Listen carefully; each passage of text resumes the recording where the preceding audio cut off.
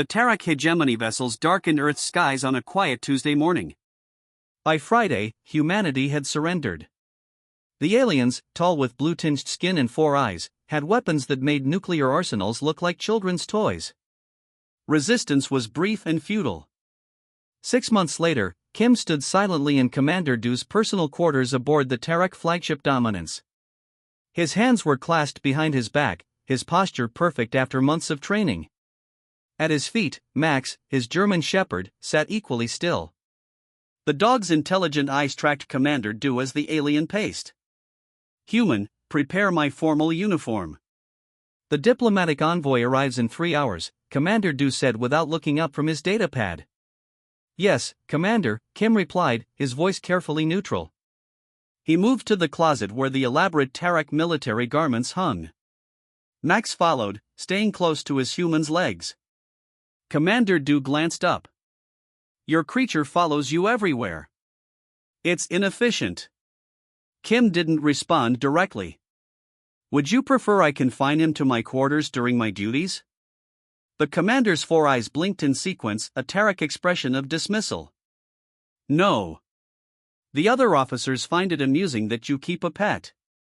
They say humans are so weak they need companion animals for emotional support." Kim focused on laying out the heavy ceremonial armor. The Tarak didn't understand. Humans hadn't domesticated dogs out of weakness, but even explaining this would fall on deaf ears. When Earth fell, Kim had been stationed at a military base with Max, his K9 partner. They'd worked together for 5 years in special operations.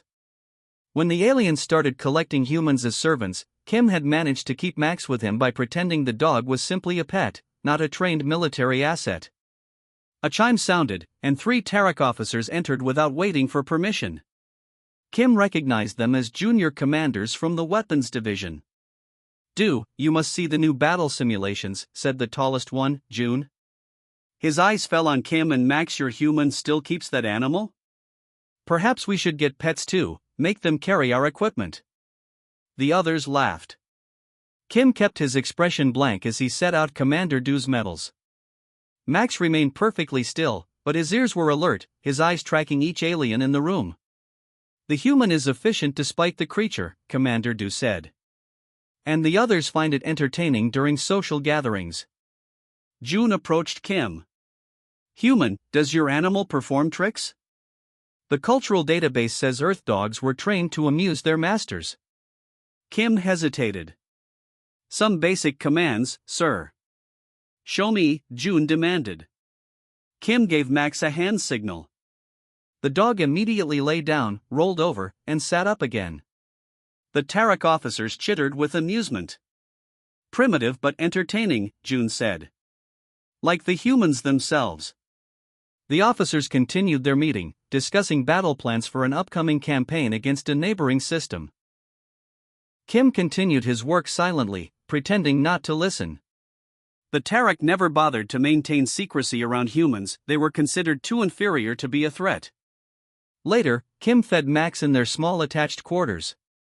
The space was little more than a closet with a sleeping pad and basic amenities, but it was private.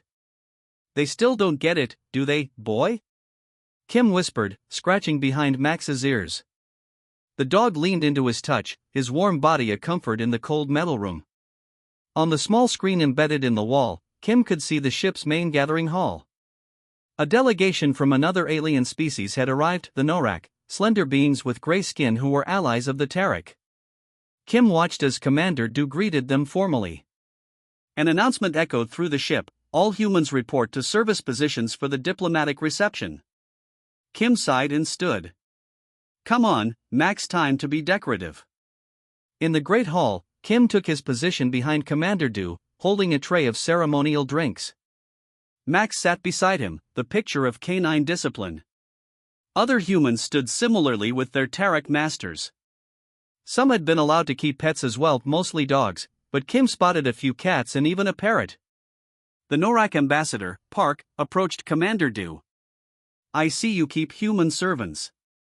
"We find them troublesome, too emotional and unpredictable." "They learn their place quickly," Commander Doo replied. "And some provide amusement." This one keeps a lesser Earth creature as a companion. Park's gray face wrinkled with disgust. A pet with a pet? How absurdly inefficient. Indeed, Commander Du laughed. The humans formed emotional attachments to these animals. They believe the creatures provide comfort. Kim maintained his servile expression, but inside, a small smile formed. Let them think Max was just a comfort animal. Let them mock. Every day, Kim and Max practiced their military drills in secret. Every day, Kim gathered intelligence about the ship's systems and Terek weaknesses. The aliens laughed at human pets because they didn't understand what thousands of years of partnership between humans and dogs had created. They would learn eventually. Kim knelt on the cold metal floor of his quarters, carefully checking Max's paws. The German Shepherd sat patiently as Kim examined each pad for cuts or irritation. The ship's hard surfaces were not designed for canine feet. Good boy, Kim whispered, giving Max a small treat from his pocket. No damage today. A sharp knock interrupted them. The door slid open without waiting for a response, revealing Officer Tay, one of Commander Du's subordinates. Human, you're needed in the command center, Tay said flatly. His four eyes narrowed when he saw Kim tending to Max, bringing your pet, as usual? Yes, sir, Kim replied, standing quickly. Unless Commander Du prefers otherwise. Tay made a dismissive gesture. Do as you wish. The commander finds your attachment to this creature amusing. As they walked through the ship's corridors, other Terek officers passed by, some snickering at the sight of Kim and Max.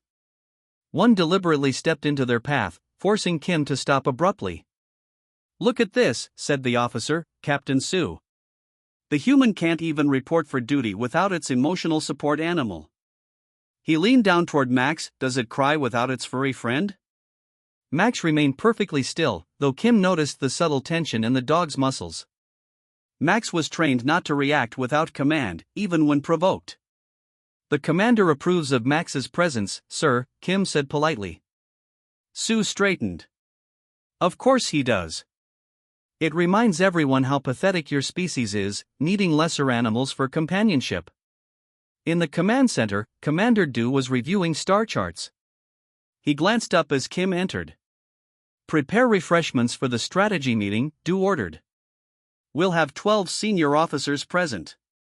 Yes, Commander, Kim replied, moving toward the food preparation area with Max following closely. As Kim arranged drinks and Terek delicacies on serving trays, he overheard snippets of conversation among the officers. The Norak ambassador questioned our use of human servants, Commander Du was saying. They think humans are too unpredictable. They're harmless, replied another officer. Look how submissive they'd become.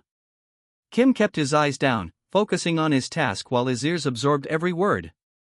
When the meeting began formally, he stood in the corner with Max sitting perfectly at his feet. The Terek officers largely ignored his presence, speaking freely about military maneuvers, weaknesses in enemy defenses, and upcoming plans. Hours later, when the meeting concluded, Commander Du approached Kim. Your animal behaves well, Du observed. Unlike Officer Jun's new human servant, who dropped an entire tray yesterday. Max is well trained, sir, Kim replied. Indeed. Du studied the dog with his four eyes. Our scientists have studied Earth's animals. Dogs evolved from predators, did they not?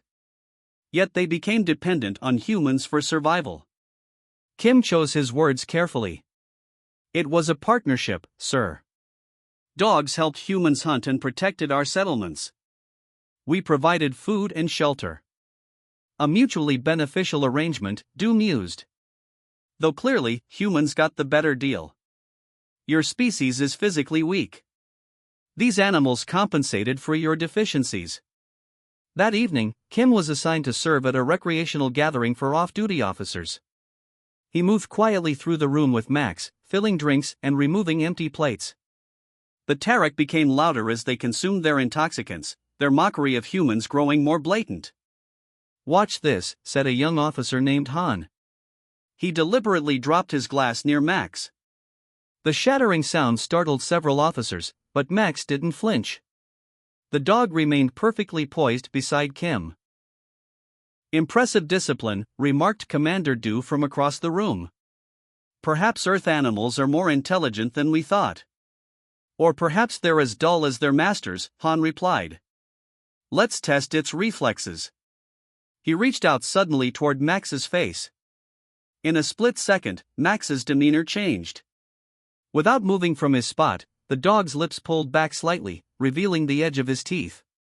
The change was subtle but unmistakable. Han withdrew his hand quickly. It nearly bit me. Kim immediately placed a calming hand on Max's head. My apologies, sir. Max is protective.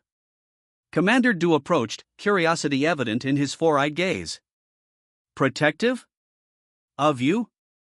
Yes, Commander. Dogs form strong bonds with their humans. Du studied them both with newfound interest. Fascinating. A servant species that protects a master species that itself became servants. He turned to Han. Perhaps you should avoid testing this particular animal further. Later that night, Kim lay on his thin sleeping pad with Max pressed against his side for warmth. He scratched behind the dog's ears, thinking about the day's events. They're starting to notice, boy, he whispered. They see your discipline but not your training. They see loyalty but not partnership. He smiled in the darkness. They think I'm your master, but they don't understand what that really means. Max licked Kim's hand once, his warm eyes reflecting the dim emergency lighting of their quarters. Soon, Kim promised, his voice barely audible. Soon they'll understand what happens when someone threatens a dog's human, or a human's dog. 3 weeks after the Recreation Room incident, the Tarak flagship Dominance docked at Stellar Nexus Station, a massive space structure serving as neutral ground for galactic politics. Kim stood behind Commander Du in the boarding area, dressed in the formal servant attire the Tarak required for diplomatic functions. Max sat beside him, freshly groomed and wearing a simple blue collar. Remember your place today, Commander Du instructed Kim. The Euro Confederation representatives will be present.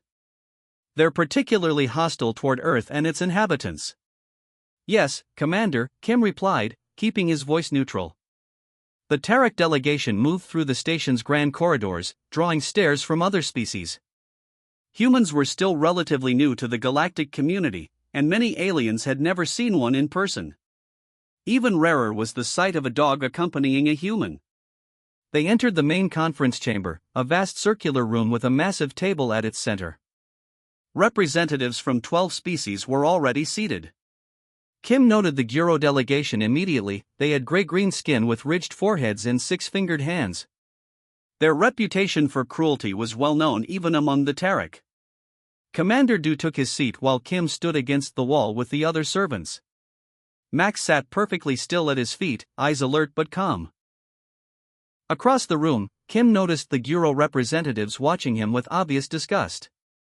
The conference began with formal introductions and statements of diplomatic intent.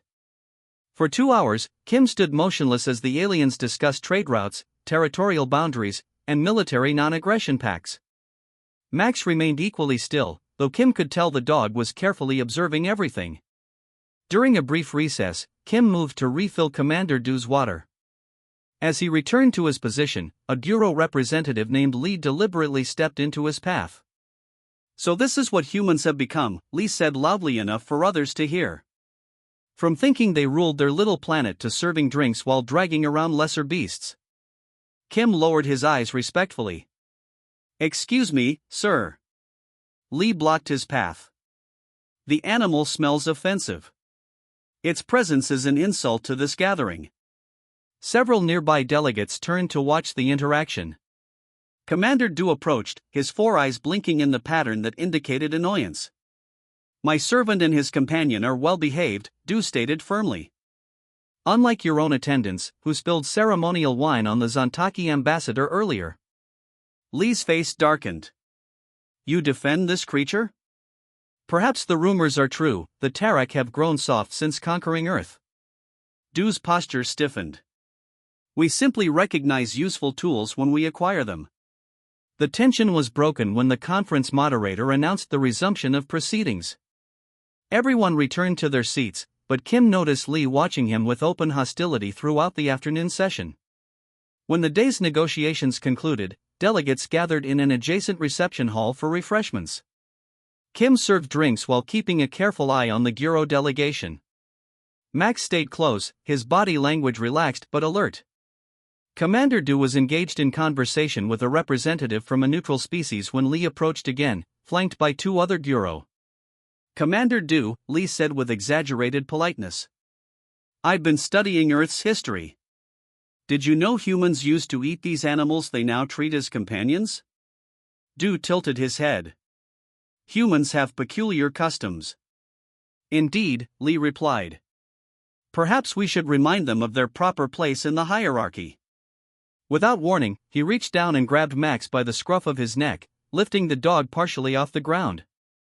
Max let out a startled yelp but didn't bite. Kim froze, his hands tightening around the serving tray. Sir, Kim said quietly, please put my dog down. Lee laughed, twisting his hand in Max's fur. It speaks as if it has authority. He turned to his companions. Should we see how tough these Earth predators really are?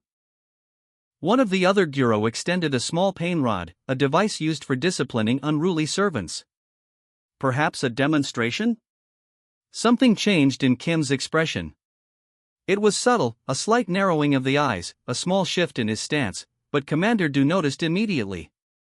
I would advise against this course of action, Du said to Lee, his tone suddenly serious. Why? It's just an animal, Lee sneered, activating the pain rod which emitted a crackling sound. What happened next occurred so quickly that many witnesses later disagreed on the exact sequence of events. The serving tray clattered to the floor. Kim moved with startling speed and precision. One moment he was standing in a servant's posture, the next, Lee was on the ground with Kim's knee pressed against his throat. The pain rod was now in Kim's hand, and Max stood over the other two Guro representatives, who had somehow ended up on the floor as well. The dog's previous docile demeanor had vanished, replaced by the focused intensity of a military canine. The reception hall fell completely silent. Commander Du stepped forward, his four eyes wide with surprise.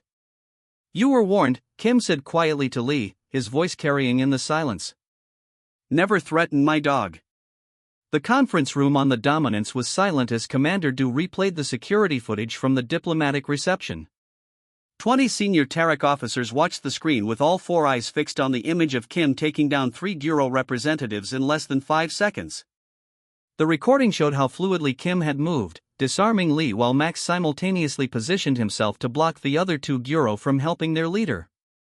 17 trained security officers were present, Du said, pausing the footage. None could react before the human had neutralized the threat. Captain Jean leaned forward. This was not the behavior of a servant. These were combat tactics. Precisely, Du replied. Our assumption that humans kept dogs as emotional comfort animals was incomplete. The footage continued, showing Kim being restrained by Terek security while Max, responding to a subtle hand signal from Kim, backed down immediately from his aggressive stance. Notice the coordination, Du pointed out. The human and animal operated as a single unit. After the incident, Kim had been placed in a holding cell aboard the Dominance while the Terek High Command determined his fate. The diplomatic fallout was significant. The Guro Confederation demanded Kim's execution, but several other species had expressed new interest in humans after seeing the footage. Commander Du entered the detention area alone. Kim sat calmly on the bench in his cell, while Max lay at his feet. Neither showed any signs of stress despite 3 days of confinement. You've created quite a situation, Du said, deactivating the force field. The Guro want your head. Kim remained silent, watching Du carefully. Fortunately for you, Du continued, the Guro are not well liked, and Lee's actions were clearly provocative. More importantly, my superiors are now extremely interested in what other misconceptions we might have about humans and their canine companions. Kim's posture relaxed slightly. What happens now, Commander? Du placed a data pad on the small table. You will explain. Everything. For the next 2 hours, Kim spoke while Du listened intently. Kim explained the history of working dogs on Earth, how humans and canines had co-evolved over thousands of years, developing an interspecies partnership unlike any other on the planet.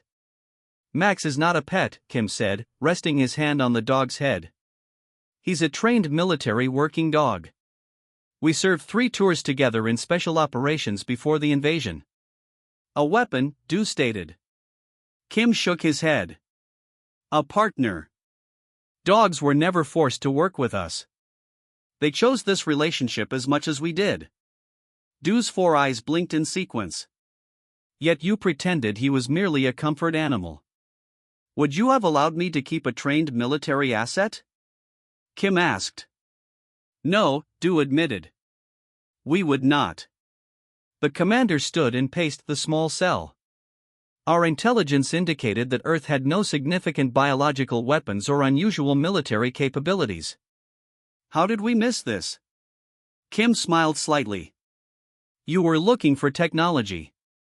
The bond between humans and dogs isn't technology. It's biology, psychology, and 15,000 years of mutual evolution. Later that day, in the main science laboratory of the Dominance, Tarek researchers displayed findings from their hurried investigation into Earth's canine history. Commander, we've discovered extensive records of human canine military units, said Chief Researcher Hyun, pointing to historical images on the large screen. Dogs have served in every human conflict for centuries. They detect explosives, track enemies, guard installations, and attack on command. The images shifted to show modern military working dogs in action, jumping from aircraft with their handlers, swimming through rough waters, and taking down armed opponents. More concerning, Hyun continued, we've identified at least 842 human servants throughout our fleet who have canine companions. We assumed they were emotional supports for a weak species. We were wrong. Another researcher stepped forward. The human-canine relationship appears unique in galactic history. No other species we've encountered has developed such a deep cooperative bond with another intelligent species from their planet. Commander Du turned to Kim, who stood quietly at the back of the laboratory with Max at his side. You said Max chose this partnership. Explain. Kim knelt beside Max, looking the dog in the eyes. Max could leave any time. No leash or command would stop him if he truly wanted to go. But he stays because we're partners. Each of us is stronger with the other. To demonstrate, Kim gave a hand signal. Max immediately stood at attention. Another signal, and Max moved to the laboratory door, positioned himself defensively, and focused his attention outward, guarding the room. On Earth, we have a saying, Kim said quietly. Dogs are the only beings that love you more than they love themselves. They'll die to protect their humans. And humans. He paused, meeting Du's 4-eyed gaze directly. Humans will do absolutely anything to protect their dogs. Commander Du studied them both, a new understanding dawning in his expression. This is not the relationship of master and pet. No, Kim agreed. It never was. Word of the incident spread quickly throughout the galaxy.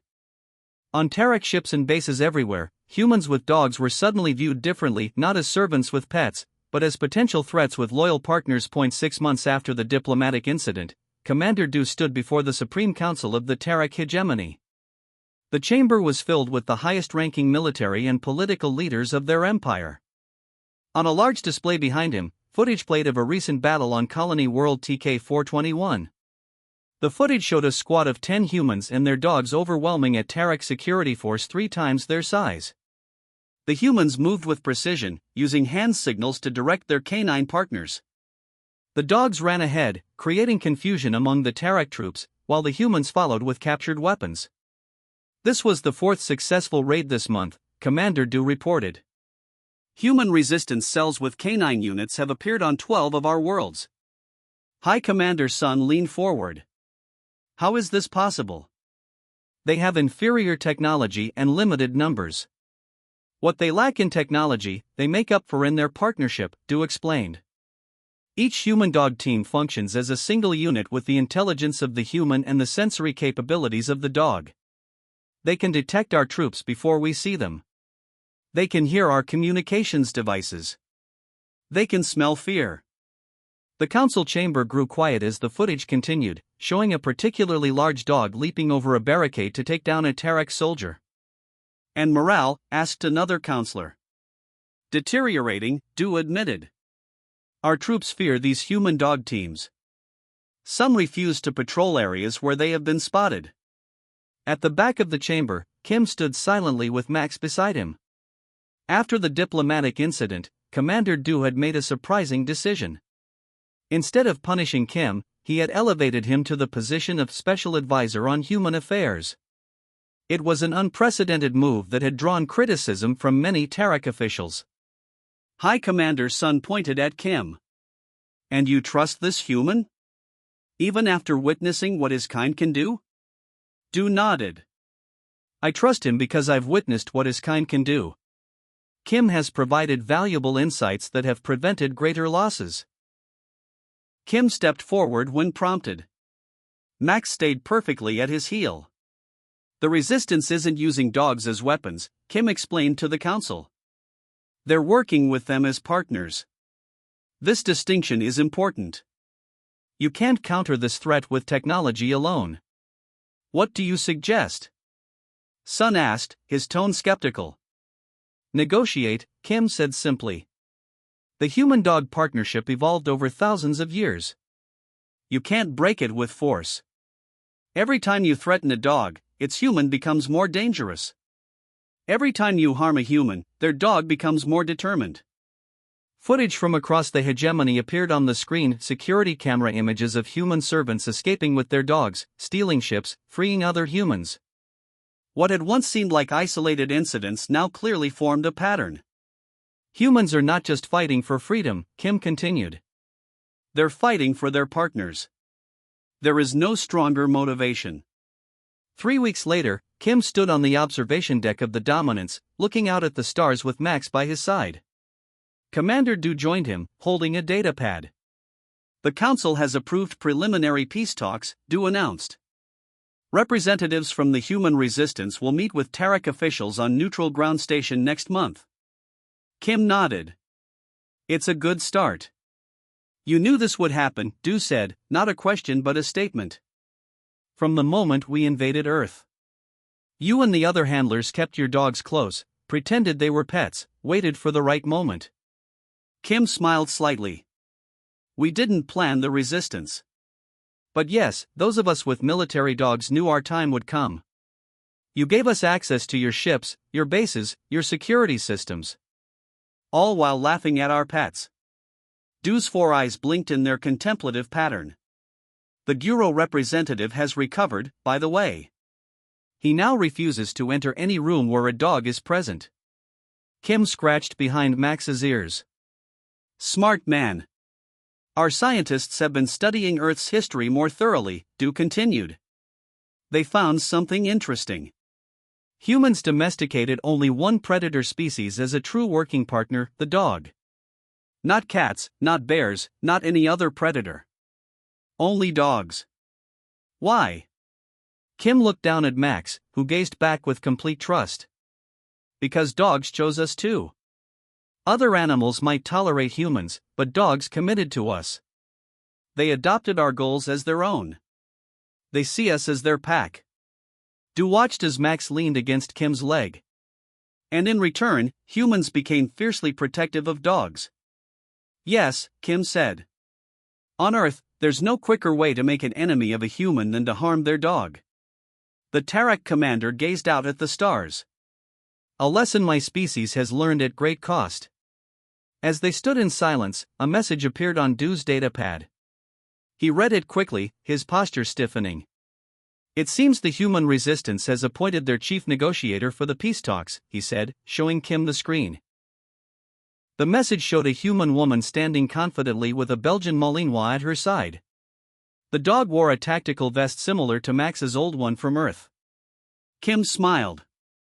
Captain June. I served with her. Her dog, Luna, is from the same training program as Max. Commander Du made the Terek gesture of resignation. I suppose we should prepare for aggressive negotiations. No, Kim corrected him.